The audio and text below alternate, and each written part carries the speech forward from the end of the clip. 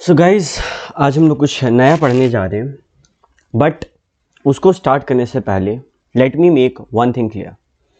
आपको कुछ चीज़ें बिल्कुल क्लियर होनी चाहिए, कुछ कॉन्सेप्ट्स आपको पता होना चाहिए। पहला, मेमोरेंडम ऑफ एसोसिएशन यानी कि मोआ क्या होता है। दूसरा, आर्टिकल ऑफ एसोसिएशन यानी कि ओआ क्या होता है। तीसरा, डॉक्ट्रीन ऑफ कंस्ट्रक्टिव नोटिस क्या होता है। ये तीनों के ऊपर वीडियो बनाया हुआ है और मेरे यूट्यूब चैनल पे, तो आप वहाँ से देख सकते हैं, नहीं तो व्हाट्सएप करें, I will give you the link. Now let us start doctrine of Indo management. हम लोग पिछले बार डॉक्ट्रीन ऑफ कंस्ट्रक्टिव नोटिस पढ़े भैया, और उसके अकॉर्डिंग एक बात सामने आया। क्या कि कल को अगर हम लोग किसी कंपनी के साथ कॉन्ट्रैक्ट करें तो ये हमारा रिस्पॉन्सिबिलिटी है कि हम उसके मोआ और ओआ को पढ़ें, हम जाने कि उस कंपनी का क्या काम है, क्या जो कॉन्ट्रैक्ट हम लोग उसके साथ करने जा रहे हैं वो कंपनी उसके लायक है कि नहीं। This was doctrine of constructive notice. But doctrine of indoor management is an exception to doctrine of constructive notice. समझते हैं इस बात को। ये जो डॉक्ट्रीन ऑफ इंडोर मैनेजमेंट है, इसको समझाने से पहले I have to make clear कि तुम लोग को एक केस स्टडी के बारे में पता हो, ठीक है, जो इसका लीडिंग केस स्टडी है। Royal British bank versus Turquand. इस केस को समझते हैं, क्या हुआ था इस केस में जो इस केस का इतना नाम है। रॉयल ब्रिटिश बैंक करके एक कंपनी थी, ठीक है। तो उसके जो डायरेक्टर्स थे उसको कंपनी ने अप्रूवल दे दिया कि भाई रॉयल ब्रिटिश बैंक, हम लोग तुमको अप्रूवल दे रहे हैं, तुमको जितना बॉन्ड इशू करना है तुम करो। बॉन्ड इशू कर सकता था ये बैंक, बॉन्ड मतलब डिवेंचर्स इशू कर सकता था, बॉन्ड इशू करके फंड रेज कर सकता था। लेकिन बात ये हुआ, इसमें नो अमाउंट वॉज स्पेसिफाइड। इसमें ये बताया ही नहीं कि कितना तक का कर सकते हैं, मतलब अनगिनत 5 करोड़, 500 करोड़, 5000 करोड़, 5 लाख करोड़, कितना के भी कर सकते हैं। क्यों? अमाउंट नहीं बताया हुआ है। अभी क्या हुआ,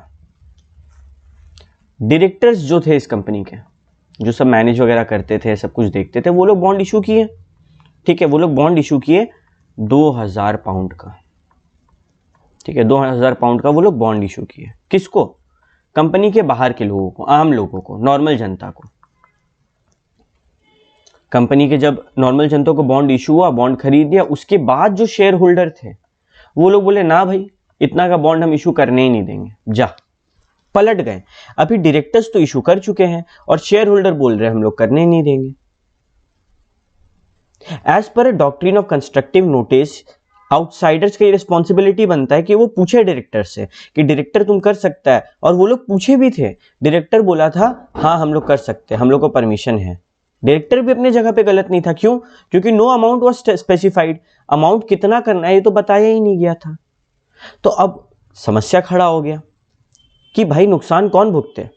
अगर हम लोग डॉक्ट्रीन ऑफ कंस्ट्रक्टिव नोटिस देखें तो इसके अकॉर्डिंग ये क्या था, अगेंस्ट द आउटसाइडर, कि भाई कुछ भी करो, आउटसाइडर का रिस्पॉन्सिबिलिटी है कि वो लोग जाने, वो लोग कॉन्ट्रैक्ट करने से पहले देखे कंपनी क्या काम करता है। तो यहां पे कॉन्सेप्ट जगह कि यार डॉक्ट्रिन ऑफ कंस्ट्रक्टिव नोटिस लगाते हैं और फंसाते हैं जो आउटसाइडर है उसी को। ये अंदर में डायरेक्टर लोग बात कर रहे थे। तो फिर जब कोर्ट में ये बात गया, एक नया डॉक्ट्रीन यानी कि एक नया थ्योरी बना, एक नया प्रिंसिपल बना, डॉक्ट्रीन ऑफ इंडोर मैनेजमेंट। इसका मतलब क्या पता है कि भाई कंपनी के अंदर क्या हो रहा है ना, आउटसाइडर को वो जानना जरूरी नहीं है। कंपनी का मोआ पढ़ना आउटसाइडर को जरूरी है, लेकिन कंपनी के अंदर क्या काम कैसे हो रहा है ये उसको जानना जरूरी नहीं है। एक कंपनी कैसे बॉन्ड इशू कर रहा है, उसके शेयर होल्डर के साथ उसका क्या रिश्ता है, क्या मतलब है आउटसाइडर को वो जानकर। आउटसाइडर मोआ पढ़ा मोआ में लिखा हुआ है कि हाँ भाई ये पैसा ले सकता है, ओआ में लिखा हुआ है कैसे ले सकता है, दे दो। अगर कंपनी के अंदर कुछ प्रॉब्लम है, कंपनी के इन में कुछ प्रॉब्लम है, इंडोर का मैनेजमेंट जो हो रहा है अंदर में वहां प्रॉब्लम है, तो उसके लिए आउटसाइडर जिम्मेदार नहीं है। ये किसका था? In favour of the outsiders. समझो इस बात को। Doctrine of constructive notice against the outsider था, वो आउटसाइडर को प्रॉब्लम में डालता है कि तुम पढ़ो, तुम्हारा रिस्पॉन्सिबिलिटी है, लेकिन at the same time doctrine of indoor management है जो उसको बचाता भी है कि अगर तुम्हारा गलती नहीं है, तुम सब सावधानी बरता, तुम पढ़ा, उसके बावजूद कुछ प्रॉब्लम होता है तो उसमें तुमको भुगतना नहीं पड़ेगा, कंपनी भुगतेगा। यहां इस केस में रॉयल ब्रिटिश बैंक में जो उसके डायरेक्टर्स थे उनको बाद में भुगतना पड़ा था। तो आओ हम लोग यही चीज बुक से पढ़ते हैं। सेक्शन 399 कंपनीज एक्ट 2013 क्या बोलता है? That any person can inspect, online भी कर सकता है bye electronic means, any document kept by the registrar. वो रजिस्ट्रार के पास रखा हुआ हर डॉक्यूमेंट को ऑनलाइन देख सकता है, या फिर मानो उसको रिकॉर्ड करना है, कॉपी पेस्ट करना है, जेरोक्स करना है, कर सकता है, कॉपी कर सकता है, उसका एक्सट्रैक्ट कुछ हिस्सा रखना है, रख सकता है, कॉपी करके जेरोक्स करवा के। सर्टिफिकेट ऑफ इनकॉर्पोरेशन देखना है, देख सकता है, देखना है कि फीस वगैरह पे किया कि नहीं, ये तक देख सकता है। सेक्शन 399 में सब बोल दिया। आगे क्या बोलता है? द मोआ एंड ओआ of a company when registered with ROC, register of company मतलब आरओसी, बिकम पब्लिक डॉक्यूमेंट, यानी कि लोगों के लिए अवेलेबल है, लोग इसको घर बैठे देख सकते हैं, ठीक है। They are available for inspection to any person, public document मतलब यही होता है, available for inspection to every person on the payment of nominal fees, कुछ फीस लगता है। अदर वर्ड्स में बोले तो सेक्शन 399 ये ध्यान रखता है हर किसी को राइट ऑफ इंस्पेक्शन मिले। सेक्शन 399 किस चीज का ध्यान रखता है? इस चीज का ध्यान रखता है कि हर किसी को राइट ऑफ इंस्पेक्शन मिले। तो अब हर पर्सन का ड्यूटी है, लॉ हमको बोल दिया कि तुमको हम हक दे रहे हैं राइट ऑफ इंस्पेक्शन, तुमको कंपनी के बारे में जानना है, आओ जानो। तो अब ये तुम्हारा ड्यूटी है कि तुम अगर कंपनी से डील कर रहे हो तो तुम उसके डॉक्यूमेंट्स को इंस्पेक्ट करो, तुम श्योर हो कि तुम डील सही तरीके से कर रहे हो, लॉ के तहत कर रहे हो। But whether a person read them और नॉट, इट विल बी प्रेज्यूम्ड, ये माना जाएगा कि उसको सब कुछ पता है मोआ ओआ के बारे में। ये था कंस्ट्रक्टिव नोटिस, यहां तक भैया क्लियर है। अब कंस्ट्रक्टिव नोटिस को बोला जाए तो अगर एक पर्सन रीड करता है डॉक्यूमेंट या नहीं करता है, हम लोग ये मानेंगे, हम लोग ये प्रेज्यूम करेंगे कि उसको सारा नॉलेज है। In fact he is not only presume to have read the document but also understood them in true perspective. ये सिर्फ ये नहीं माना जाएगा कि वो पढ़ा है, ये समझा जाता है कि उसको कंप्लीट समझ है वो सारे बात का। Every person dealing with the company not only has the constructive notice of the memorandum and articles, सिर्फ उनके पास मोआ ओआ का ज्ञान नहीं है बल्कि हर रिलेटेड डॉक्यूमेंट का ज्ञान है। अगर स्पेशल रेजोल्यूशन पास हुआ, जैसे हम पूछें, हमें कंपनी को पैसा दे रहे हैं, कंपनी से पूछे तुम रेजोल्यूशन पास किए, तुम वोट करवाए, वो बोला हाँ, मेरा क्या काम है, दिखाओ। ये special resolution, as a chartered accountant हम बोलेंगे दिखाओ। तो सिर्फ मोआ ओआ नहीं, वो हर लीगल चीज जो हम मांग सकते हैं हम मांग के रखेंगे। अगर हम नहीं मांग रहे तो फिर भी हम ही फंसेंगे, ये मेरा गलती है कि हम नहीं मांगे, क्योंकि सेक्शन 399 में हमको तो राइट मिला है भाई मांगने का। Thus, if a person enters into a contract which is beyond the powers of company, company के औकात के बाहर है, डायरेक्टर के अथॉरिटी के बाहर है मोआ ओआ के तहत, तो फिर भी हम उसके साथ कर रहे हैं। जैसे कि हमारे कंस्ट्रक्टिव नोटिस वाले एग्जाम्पल में ये बंदा, इसको पैसा दिया, एक कंपनी को पैसा दिया, कंपनी बनाता है मोबाइल, पैसा दिया कि तुम सोप बनाओ। यहां पे इसका गलती है कि ये कंपनी का मोआ में ऑब्जेक्ट क्लॉज नहीं पढ़ा। ये किसका गलती है? मिस्टर ए का। ये रोएगा बैठ के बाद में, क्यों? डॉक्ट्रिन ऑफ कंस्ट्रक्टिव नोटिस बोलेगा कंपनी का लॉयर कि भाई इसका रिस्पॉन्सिबिलिटी था कि ये पढ़े। ठीक है, यहां तक क्लियर है? ओके, अब डॉक्ट्रिन ऑफ इंडोर मैनेजमेंट में आते हैं। ये क्या है? Exception to the doctrine of constructive notice. Again and again I am repeating, doctrine of indoor management is an exception to the doctrine of constructive notice. दोनों opposite बात बोलता है। कंस्ट्रक्टिव नोटिस किसके फायदे का बात बोलता है? कंपनी का। इंडोर मैनेजमेंट किसके फायदा का बात बोलता है? आउटसाइडर्स का। The aforesaid doctrine of constructive notice does in no sense mean that outsiders are deemed to have notice of the internal affair of the company. मतलब कि कंपनी के अंदर के बारे में क्यों जाने आउटसाइडर, उसके अंदर में मैनेजमेंट में किसका किससे लड़ाई चल रहा है उससे आउटसाइडर को क्या मतलब, और अगर उनके लड़ाई के कारण आउटसाइडर का नुकसान हो रहा है तो क्यों झेले आउटसाइडर, ये लॉ श्योर कर रहा है. For instance if an act is authorized by the article, MOA हुआ एक्ट को ऑथराइज करता है कि हाँ भैया करो, तो आउटसाइडर क्या मानेगा कि भैया मोआ हुआ बोला है तो कर सकता होगा, सारा फॉर्मेलिटी निभा रहा होगा ये लोग. ये रॉयल ब्रिटिश बैंक और टर्कवंड का सीन है. देखो यहाँ पे जो हम बताए थे तुमको वही चीज है. ये जो टर्कवंड था ना, ये ऑफिशियल लिक्विडेटर था. मतलब जब कुछ एकदम खत्म हो जाता है तो एक आदमी बैठ के सब चीज का लगाता है ना बोली कि इसका ये रेट होगा, इसका ये रेट होगा, तो ये लिक्विडेटर था. ठीक है. एक इंसॉल्वेंट कंपनी था Cameron Coalbrook steam coal and Swansea and लॉगर रेलवे कंपनी. ये जॉइंट स्टॉक कंपनी था, 1844 के तहत बना था. ठीक है. क्या किया, 2000 पाउंड का बॉन्ड दिया किसको, रॉयल ब्रिटिश बैंक को. याद करो हम लोग का यहाँ पे एग्जांपल में देखो, ये जो यहाँ पे डायरेक्टर 2000 का टू आउटसाइडर दिया था ना, ये कौन था, ये वही कंपनी था जिसका बात कर रहे हैं हम लोग. ठीक है. ये वही कंपनी है जिसका यहाँ पे इतना लंबा नाम है, Cameron Coalbrook steam coal and Swansea and लॉगर रेलवे कंपनी का बात है ये. इसको बॉन्ड मिला 2000 पाउंड का, कौन दिया, रॉयल ब्रिटिश बैंक. सिक्योर्ड भी था कंपनी का ड्रॉइंग से. ठीक है. करेंट अकाउंट पे बॉन्ड, कंपनी का सील, कंपनी का थप्पा भी लगा हुआ था, 2 डायरेक्टर का और कंपनी सेक्रेटरी का साइन भी था, सब कुछ लॉ के तहत था. जब कंपनी के ऊपर केस हुआ, it alleged that under its registered deed of settlement यानी कि आर्टिकल ऑफ एसोसिएशन, डायरेक्टर के पास सिर्फ पावर था कि वो कुछ अमाउंट कंपनी के रेजोल्यूशन में पास करके उठवाए. रेजोल्यूशन पास हुआ था लेकिन यहां वहां पे ये नहीं बताया गया कि 2000 पाउंड का बॉन्ड का रेजोल्यूशन है, ये बात ही नहीं बताया था शेयर होल्डर को. कौन, डायरेक्टर. तो क्या डिसाइड हुआ कि बॉन्ड वैलिड है. यहां पे ये कंपनी भुगता नहीं है, कैमरन जो था ये भुगता नहीं है. तर्कवंड कौन था, कैमरन का लिक्विडेटर. तर्कवंड क्या किया, देखो पूरा सीन बता रहे. कैमरन का जो कंपनी था वो खत्म हो गया था. तर्कवंड बैठ के देख रहा था क्या एसेट है इसके पास, क्या लाइबिलिटी है. तो तर्कवंड देखा कि एसेट वाला में डिबेंचर लिखा है 2000 पाउंड. ये बोला कि यार चलो डिबेंचर वाला के पास जाते, बोलते पैसा दे, इसका दिवाला निकल गया, क्रेडिटर को देना है इसका.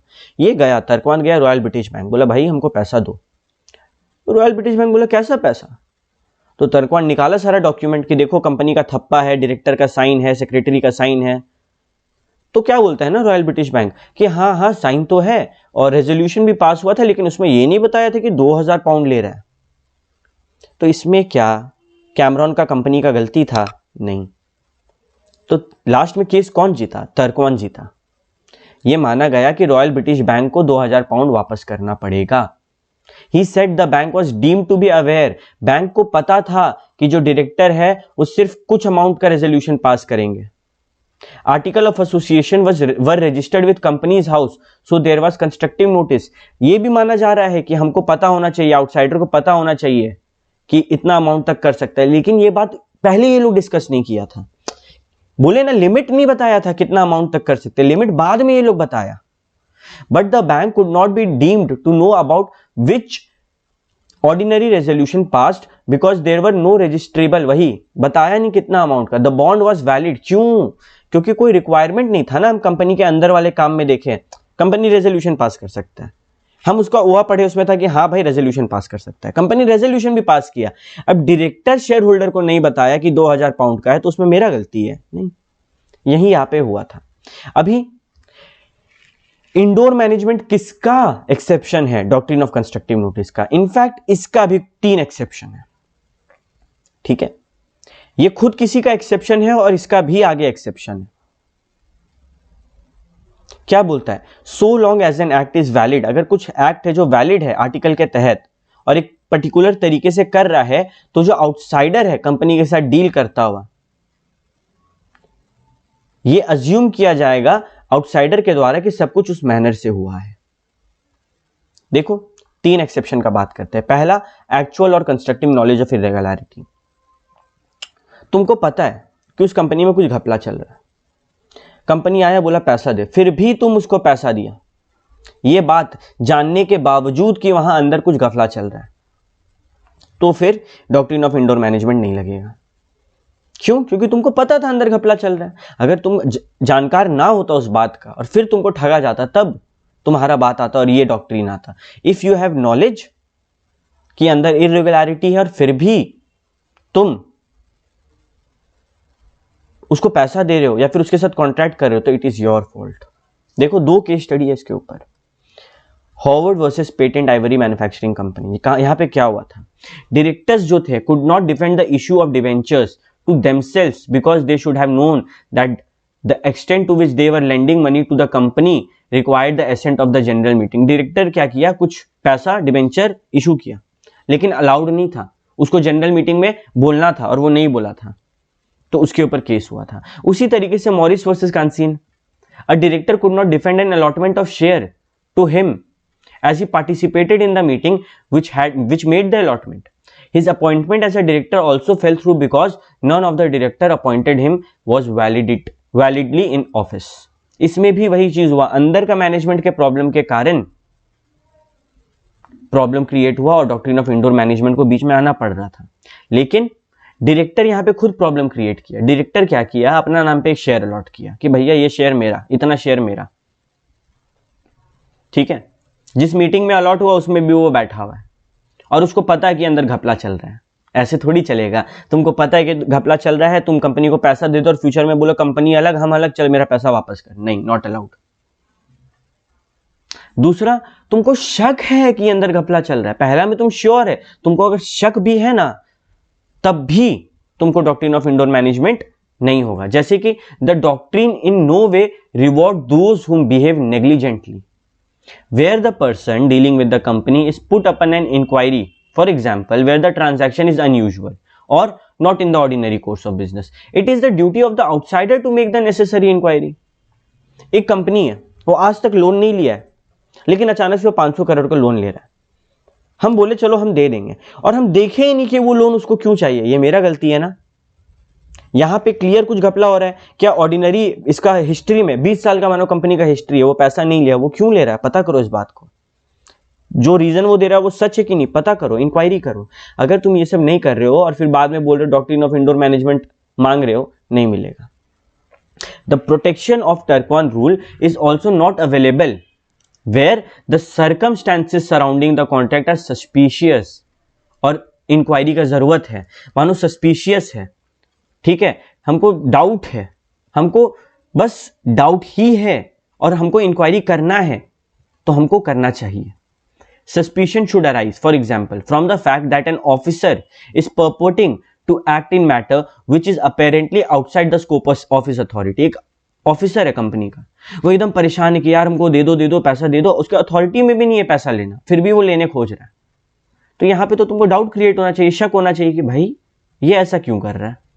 तुम इंक्वायरी करो पैसा देने से पहले। तुम बिना इंक्वायरी किए, बिना शक किए पैसा दे रहे हो जहां पे क्लियरली शक का सवाल क्रिएट हो रहा था, और बाद में बोल रहे हो indoor management not allowed. For example Anand Bihari Lal versus Dinshaw and company. ये किसका है? ये exception of doctrine indoor management, suspicion of irregularity, इसका केस लॉ है। इसमें जो प्लेंटिव था, यानी कि जो केस किया था, ये एक्सेप्ट किया एक ट्रांसफर ऑफ कंपनी प्रॉपर्टी। उसका अकाउंटेंट जो है बोला कि हाँ ये प्रॉपर्टी आपका। अकाउंटेंट क्या बोला? प्रॉपर्टी आपका, ठीक है। आनंद बिहारी लाल को बोला कि ये प्रॉपर्टी आपका।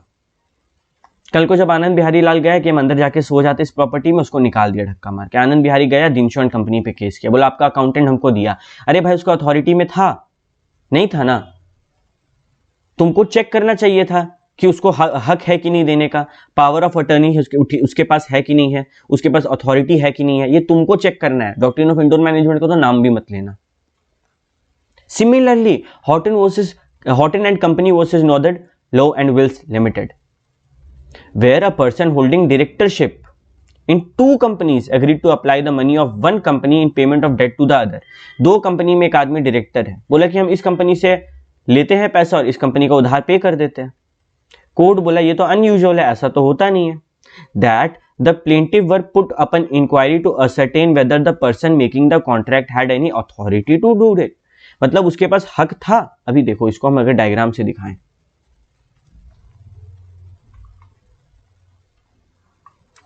ये एक कंपनी ए, ये कंपनी बी बड़ा नुकसान में, देखो रो रहा है कंपनी बी, क्यों नुकसान में। कंपनी ए और कंपनी बी दोनों का डायरेक्टर एक ही पार्टी था, मिस्टर एक्स। ये बोला एक काम करो, ये क्या बोला, हम इससे पैसा लेके इसका सारा उधार पे कर देते हैं। यहां पे ये चीज हो रहा था, भाई क्या इसके पास अथॉरिटी है ये चीज करने का, क्या इसके पास हक है, ये तो देखो। ठीक है, any other rule would place limited companies without any sufficient reason for so doing at the mercy of any servant or agent who should purport to contract on their behalf। Simple word में क्या उसके पास हक है वो काम करने का, अगर हक नहीं है तो तुम इंक्वायरी करो कि हक है कि नहीं, अगर हक नहीं है तो तुम कॉन्ट्रैक्ट में मत आना। और लास्ट में फॉर्जरी, कि मानो कोई एक डायरेक्टर है वो झूठ मूठ का साइन को फॉर्जरी करके फ्रॉड किया, तो इसमें तो कंपनी का भी गलती नहीं है और जो कॉन्ट्रैक्ट किया उसका भी गलती नहीं है। इसमें डॉक्ट्रिन ऑफ कंपनी कब फंसता है, डॉक्ट्रिन ऑफ इंडोर मैनेजमेंट में। यहां फॉर्जरी में कौन फंसेगा, जो फेक साइन किया है। ठीक है, फॉर्जरी में in circumstances exclude the Turquand rule. The only clear illustration कहां मिला पता है, Ruben versus Great Fingall Consolidated. In this case जो प्लेंटिफ था, जो केस करने वाला इंसान था, वो एक ट्रांसफरी था शेयर सर्टिफिकेट का, उसको कहीं से शेयर सर्टिफिकेट मिला था इस कंपनी का, ग्रेट फिंगल कंसोलिडेटेड का। इसमें कंपनी का साइन भी था, सील भी था। जो कंपनी सेक्रेटरी था, जो सील मारा था, वो फॉल्स सील मारा था, झूठा सील मारा। तो कौन फंसेगा, कंपनी सेक्रेटरी फंसेगा और कोई नहीं फंसेगा। The plaintiff contended that whether the signature were genuine और forged was part of the internal management, अंदर का बात है, इसीलिए company should stopped from denying genuineness of the document. Company ये नहीं बोलेगा कि हम मेरा गलती नहीं है, कंपनी सीधे पकड़ेगा सीएस को। But it was held that the rule has never been extended to cover such a complete forgery. Company जब फॉर्जरी होगा किसको पकड़ेगा, जो इंसान फॉर्जरी किया है, ना कि पूरा कंपनी। अगेन एक बार रिपीट कर रहे हैं, doctrine of indoor management clear है। पहला एक्सेप्शन, अगर तुमको पता है अंदर घपला चल रहा है फिर भी तुम कॉन्ट्रैक्ट कर रहा है, तुम ये डॉक्ट्रिन ऑफ इंडोर मैनेजमेंट नहीं मांग सकता है, टर्कवान रूल नहीं मांग सकता है। दूसरा, तुमको शक है कि अंदर इरेगुलरिटी है, या फिर जो काम जिस कॉन्ट्रैक्ट में तुम जा रहे हो वो क्लियरली शक के लायक है और फिर भी तुम जा रहे हो, तो टर्कवान रूल मत मांगना। और तीसरा, तुम्हारे साथ फ्रॉड हुआ है, तब टर्कवान रूल मत मांगना, जो इंसान फ्रॉड किया है उसके ऊपर केस करवाना। ठीक है, सो दिस इज इट। अगर फिर भी कोई डाउट रहे तो please contact me on my WhatsApp.